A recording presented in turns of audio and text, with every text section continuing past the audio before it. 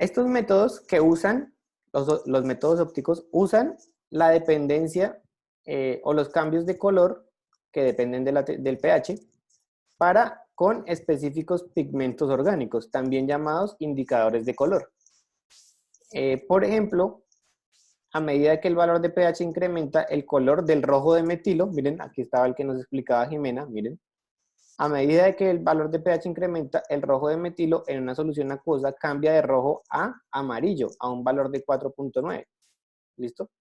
Esa es uno. Entonces, 4.9 es el valor de viraje. La fenolftaleína, siento que es otro, por ejemplo, vea, Valentina hasta ahora se despertó. Se ha quedado dormida así. La fenolftaleína, por ejemplo, se vuelve de un color más como rojizo a un valor de pH de 9.5. Entonces, ¿por qué se usa la fenolftaleína mucho, sobre todo en laboratorios ambientales, cuando hacen métodos ópticos? Se usa mucho porque el valor del pH es muy, o sea, tiene un rango de lectura de pH muy alto, porque cambia hasta 9.5. Entonces, si yo tengo muestras ambientales, que lo normal es que estén cerca a 6, cerca a 5, cerca a 7, pues tengo un rango amplio para hasta el 9.5. Es muy raro que una muestra ambiental tenga 9.5, nunca tenemos soluciones tan básicas. Pero, y por esa es la razón de que se use mucho la fenolftaleína en temas de muestras ambientales.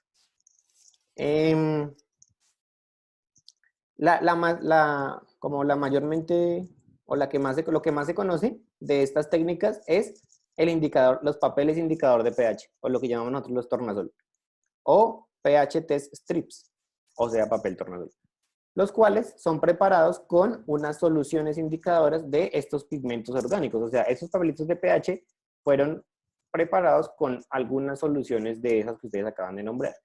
El valor de pH es estimado por como el significado de una comparación o el resultado de una comparación visual del color versus una escala, que era lo que ustedes me explicaban ayer.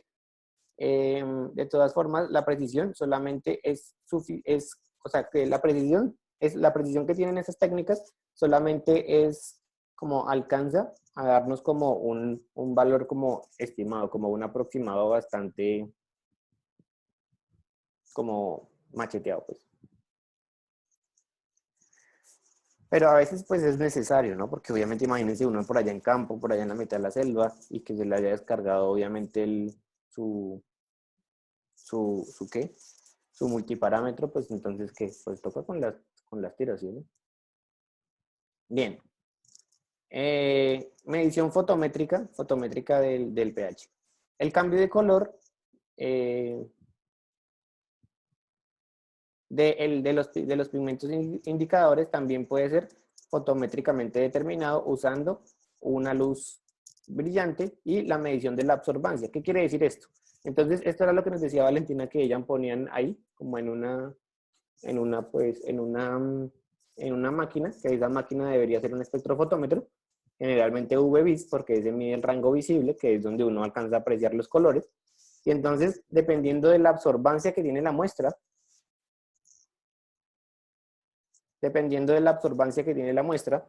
se puede determinar el pH, ¿sí? O sea, de qué tan amarillo se puso o qué tan verde se puso. Entre más verde se ponga, pues más absorbancia tiene. Esa es como la razón de ser de esas técnicas fotométricas. ¿Listo? Entonces se miden con un espectrofotómetro, ¿listo? Que eso mide la absorbancia. Estos métodos son referidos a sí mismos como colorimetría o espectrofotometría, ¿listo? Entonces, ojo acá, chicos, porque a veces dicen en los laboratorios, piensan que un colorímetro y un espectrofotómetro son dos cosas diferentes, y no. Un espectrofotómetro y un colorímetro es lo mismo. Lo que hace medir es la absorbancia. ¿Listo? Dependiendo del equipo y de la fuente de luz. Lo único que puede cambiar en uno y el otro es los rangos de lectura, o sea, los rangos de luz. Y también la lámpara que se usa, o sea, la fuente de luz que se usa.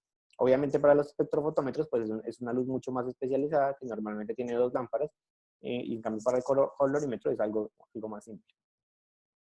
En teoría es posible tomar mediciones de pH de esta forma, pero de todas maneras este método es muy dado a que tenga interferencias y que el equipo que se necesite pues es un poco costoso, es un poco como no tan práctico, ¿sí? ¿Por qué interferencias? Porque si hay algo más, aparte de lo que da la coloración al pH, por ejemplo, sólidos o algunas otras sustancias, esas sustancias también pueden dar color, pueden presentar color. Y que presenten color, pues obviamente es una lectura errónea, porque eso va a interferir con la absorbancia que tiene la muestra. ¿Sí? ¿Sí me entienden eso? ¿Fijan? Sí, señor. Sí, profe. Bien. Las desventajas de los métodos ópticos, ¿listo? Las desventajas de los métodos ópticos. El área de aplicación para la medición óptica del pH puede ser visual o fotométrica, como ya habíamos dicho, o sea, como ver y medir cuánto se consumió o medir la tira de pH, o fotométrica, que ya es con la medición de la absorbancia, es muy limitada. Si la solución a ser medida es turbia, digamos, tiene mucha turbidez, o tiene un color inherente. Por ejemplo, imagínense medir el pH de unos vertimientos de una planta textil. Esos vertimientos ya tienen color. Entonces, ¿ustedes cómo hacen para medir el pH por métodos ópticos? Pues no se puede. Sin interferencia. Las mediciones serán entonces, digamos que no son confiables. Algunas de las soluciones de medición también contienen compuestos químicos que pueden destruir los indicadores de color a través de la oxidación o reducción y un procedimiento pues conducen a unos resultados incorrectos. Entonces, si las aguas que estamos midiendo o las muestras que estamos midiendo tienen algún compuesto químico que oxide el pigmento que estamos usando, pues tampoco nos va a dar color. Por más y más que le pongamos de esa sustancia, pues simplemente nunca vamos a poder determinar el pH correctamente. La determinación potenciométrica del valor del pH. Este método usa el potencial eléctrico de un electrodo que es sensible a la actividad de los iones hidronio mediante una medición de una señal. Una diferencia es hecha entre el hidrógeno, entre hidrógenos, metal y electrodos de vidrio. Los electrodos de vidrio son los más comunes, son los que ustedes han visto, son los que ustedes han trabajado, los que hay en el laboratorio. Son los más comunes, sí, los sensores más comunes usados hoy en día. Porque no tienen las desventajas de los métodos ópticos y pueden ser usados casi universalmente. Esta es una de los sensores más sensitivos y a la vez más selectivos. Y se pueden hacer o tienen una gran cantidad de mediciones de pH de 0 a 14. Con una precisión que puede llegar hasta las partes por cuadrillón. ¿Listo? O sea, pueden detectar una molécula de esos iones entre 0 y 14, o sea, de la actividad de iones de hidronio, una molécula, solo una, en un cuadrillón de moléculas. Entonces, imagínense la precisión que podemos llegar a tener con estos electrodos de vidrio. Entonces, por ejemplo, la medición de pH con el electrodo de antimonio. Entonces, aquí ya nos están dando simplemente unos ejemplos, ya como para terminar, nos están dando unos ejemplos de algunos tipos de electrodos que se usan. Si quieren pueden complementar leyendo esta parte, que es la medición del pH con electrodos de antimonio. Aquí nos hablan de otro tipo de electrodo. Entonces, lo que quiero que sepan es los diferentes electrodos que existen. El electrodo de antimonio, hay otro que es el electrodo de hidrógeno, ¿listo? El electrodo de hidrógeno, que funciona con un alambre de platino, que funciona como el electrodo estándar de referencia. Así funciona el electrodo de hidrógeno para medir pH. Las aplicaciones del electrodo de hidrógeno y aquí simplemente hacen un resumen ya como tal de la sección. ¿Listo? Entonces, ahí terminaríamos, chicos, todo el tema de... En la segunda sección ya hablan de los electrodos de vidrio, que pues son los que más se usan. Así que digamos que revisar el antimonio y el de hidrógeno, digamos que es más como por conocimiento, porque esos ya no se usan mucho. Casi siempre lo que tenemos son electrodos de vidrio.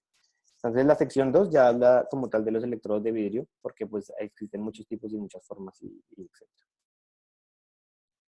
Entonces, bueno, lo que vamos a hacer es que cada grupo, chicos, cada grupo va a tener un capítulo, una sección, para exponer la próxima clase. Así como yo expliqué la primera sección, la idea es que ustedes puedan hacer unas diapositivas o algo así para explicar cada una de estas secciones. Bien.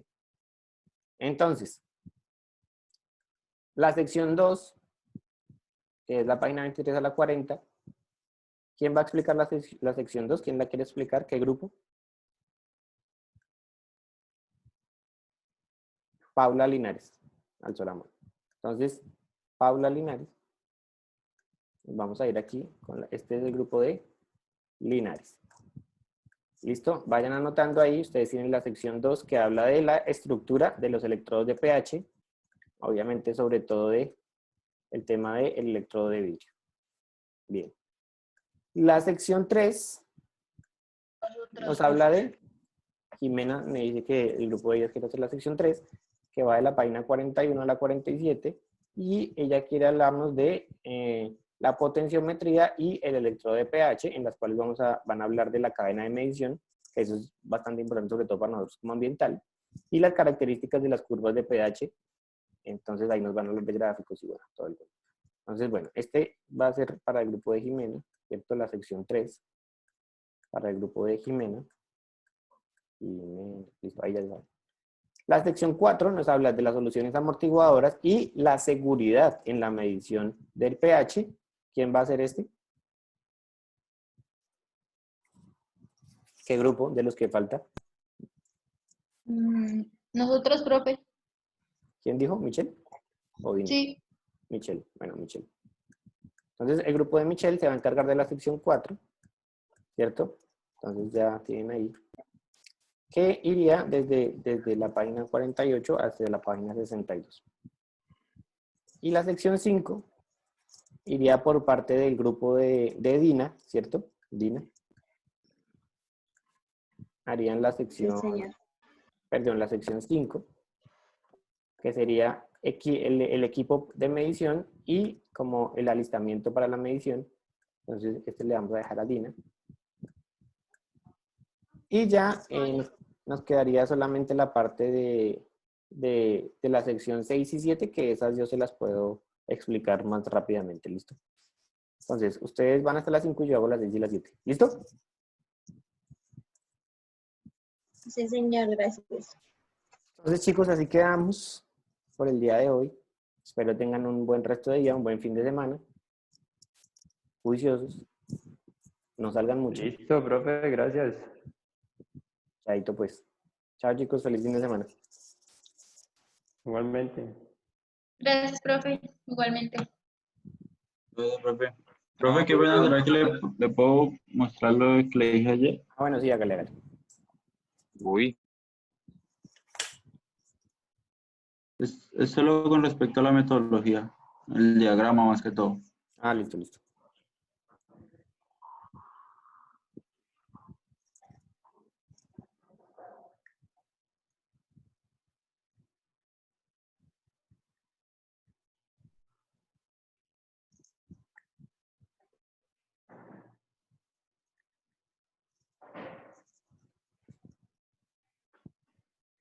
Yo lo planteé así, profe. Inicio el pan, fase 21. Uy, ojo, porque ahí dice repetir 3 veces. Pues por lo que usted me ha dicho de que hacer, o sea, de que toca No, me refiero a como... para el, o sea, realizar 3 veces o algo así. No. Lea lo que dice veces. Ah, uy, profe, ya estaba tarde. Tenía sueño. Muestra de ejercicio, medir variables. ¿Por qué después de medir? Ah, no. Ah, ok. Usted se refiere a de cubo y sólidos suspendidos totales en el muestreo y después del diseño factorial, ¿o cómo es? Es que no entiendo esa parte ahí. El de arriba, el primer de cubo, Sí. pues yo primero lo había planteado como medir solo sólidos, pero pues usted me había dicho que de cubo y sólidos. Lo que no entiendo es por qué esas flechas que les puso ahí. Ah, pues porque es en la caracterización y después del tratamiento. Pero es que ahí no Pues está después de para tratar. saber. Ahí está después de medir variables. O sea, no Por eso, entiendo cuál es. o sea, ese medir variables es después de cada uno de los después de cada una de las configuraciones, ¿no?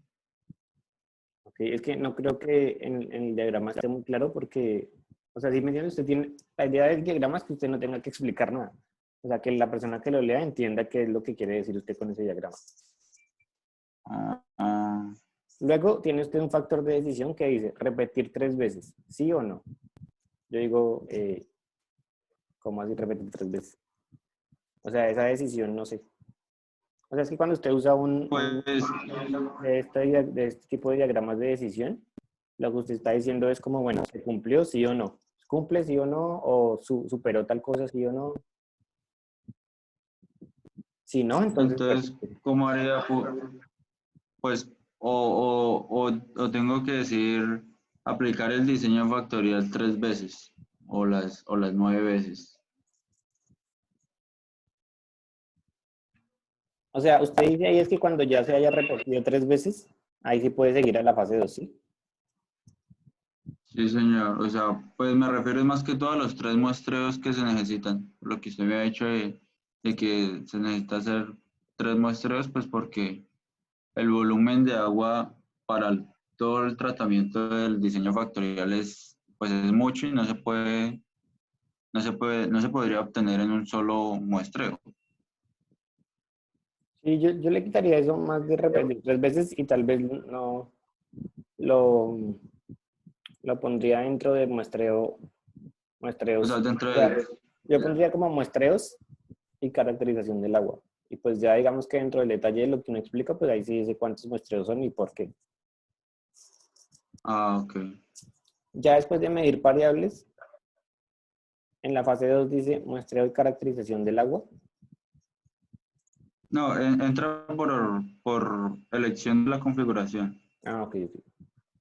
O sea, mide variables y cómo escoge la configuración. Que ahí me parece que falta algo. Faltaría lo o sea, de los porcentajes de remoción. Porque es que usted dice, bueno, muestrea, hace el diseño factorial. O sea, con el diseño factorial se refiere a hacer los diferentes tratamientos de muestras, ¿sí? Sí, señor. O sea, ahí tendría que poner algo como que las muestras ya se están tratando o algo así, porque es que en la primera fase como que no se aprecia que ninguna muestra se esté tratando, ¿sí? O sea, tratamiento en diseño factorial 3 por Sí, 3 sí, o algo sí, así. sí, sí, eso. Y entonces ahí sí después vendría nuevamente medir variables, ahí sí aplicaría medir variables nuevamente, o sea, medir variables, ahí sí sería después del muestreo y después del diseño factorial. Y después podría poner, en vez de ese triangulito ahí, podría poner como determinar eficiencia de, de cada configuración, así como determinación de la eficiencia, y luego sí pasaría a la elección de la configuración, ajustes del prototipo, muestreos y ejecutar tratamiento, medir variables, análisis de normatividad, sí, listo. ¿No? Y el resto sí está bien. O sea, es más, sí, el enredo es ahí en Sí, los 3 muestreos. sí, como en la conexión entre la fase 1 y la fase 2, es que está la vaina. Sí, y pues el cronograma yo lo había planteado más o menos así, pues por eso mismo, de que digamos, la primera semana el montaje del prototipo, primer muestreo y caracterización, o sea, muestreo, caracterización y aplicar los 3 primeros del diseño factorial. Después como que esperar otro, pues porque no se pueden hacer de seguido. Sí, claro. Entonces esperar o sea, yo puse ahí un estimado más o menos de, no sé, una semana. Sí. Y volver a hacer el segundo y otra semana y el segundo. Después de esto, la lección y otro muestreo. O sea, se necesitaría otro muestreo Ya después de para leer la el, configuración. para el final, ¿cierto? Sí. Y, o sea, el otro muestreo, el tratamiento final. Y este espacio de acá es por lo que en este sí se mide DBO, pues toca esperar Sí, los 5 días, sí. a los 5 días Entonces no sé si y acá la parte final de, pues, como el análisis de los datos y aplicar ecuaciones y eso. Y pues no sé si esté bien así en la forma de días o si toca por semanas. Digamos que es que ahí igual lo tienes como por semana, ¿no? Pues sí, también. Prácticamente. O sea, por ejemplo, es que yo pondría muestreo y caracterización 1, pues dura una semana, no dura un día, porque es que así como lo tiene, pareciera que durará un día, ¿no? Sí, pareciera que durará un día. Entonces debería ser como más anchita esa barrita, ¿no? O sea, que dure una semana. Sí, porque si dura una semana, pues dura una semana. No es que haga uno un día y espere hasta la otra semana para hacer el otro, ¿no? Entonces, eso quiere decir que no hizo nada durante toda la semana, sino solo un día. Ah, ok. Sí, o sea, las barritas Y deben pues, complementarse entre sí. ok. Y pues yo lo hice, o sea, pues supuse una iniciación el 24 de agosto. ¿Sería muy lejos o digamos No, uno? no, es más o menos sí, la fecha. Y pues la otra cosa es que pues no sé si Alert from como calendar. tal Call fuel se vaya a hacer este semestre que venga, o sea, no sé si pueda estudiar o si no esperar hasta 2021. No, La como verdad así todavía que, no sé eso. ¿y por qué no va a estudiar el 2020? Pues es que no sé si pueda todavía por economía. Mm, pues ahí puede aprovechar lo que está haciendo la universidad, ¿no? Sí, pues toca ver, me toca analizar eso mejor. Sí, Entonces esto lo cuadro mejor por semanas sí, sí, sí. y corrijo esta parte, la primera fase. Sí, sí. Ah, listo, profe. Gracias. Bueno, listo, entonces así quedamos. Ah, Bueno, profe, lo de una carta, una carta de, o sea, como de aceptación del director, creo que es.